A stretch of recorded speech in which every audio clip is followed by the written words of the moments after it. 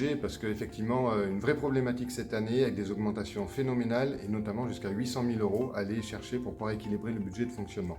L'Europe, c'est la première partie, c'est le rapport d'orientation budgétaire et le débat d'orientation budgétaire. On a essayé d'associer au maximum et notamment la commission finances.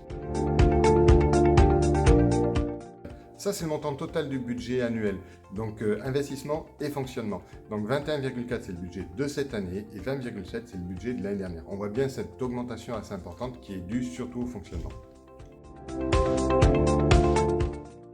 C'est les deux. C'est un budget, c'est pas comme un budget familial, il y a deux parties totalement séparées, le budget de fonctionnement et le budget d'investissement. Donc le budget d'investissement reste à peu près similaire, le budget de fonctionnement est en forte augmentation suite aux augmentations qu'on peut subir notamment sur les fluides. Justement, des fluides, l'augmentation des fluides, c'est 300 000 € de plus cette année. Je rappelle, c'est 800 000 au total de charges supplémentaires, mais rien que sur les fluides, c'est 300 000 €. 300 000 €, c'est notamment sur les carburants, sur le gaz, sur l'électricité, un impact majeur sur notre budget. Mais 0,11 et 0,12, c'est les deux chapitres les plus importants du fonctionnement.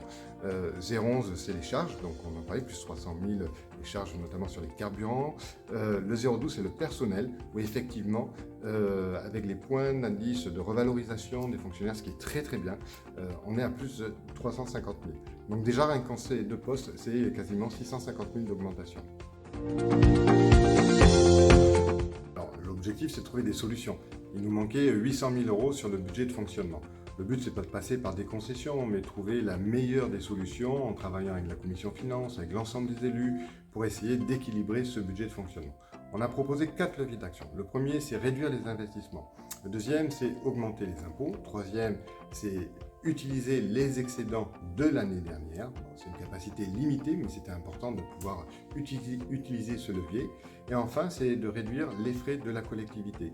Mais pour moi, il y a un tabou, c'est de ne pas réduire les services puisque c'est attendu par tous les murciers.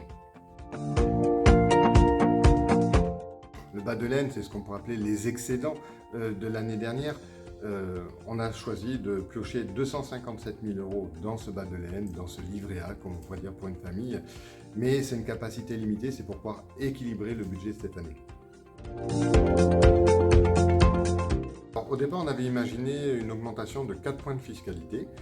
Grâce à ce travail collaboratif, notamment avec la commission, avec les élus, on a essayé de réduire au maximum et notamment sur le travail sur les 4 leviers.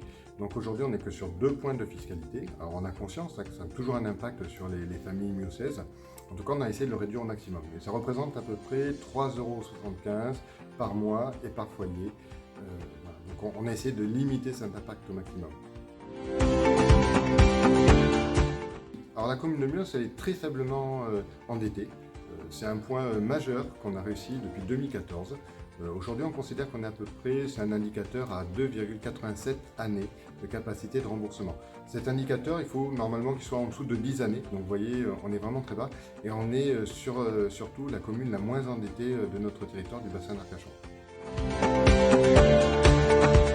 Annuler, ce n'est pas notre ambition. Notre ambition, c'est de pouvoir étaler quelques investissements et donc certains vont être reportés. Je pense notamment à la piste d'athlétisme, c'est 1,2 million d'euros. On va aller chercher d'autres subventions, mais pour effectivement équilibrer le budget de cette année, on a réduit quelques investissements.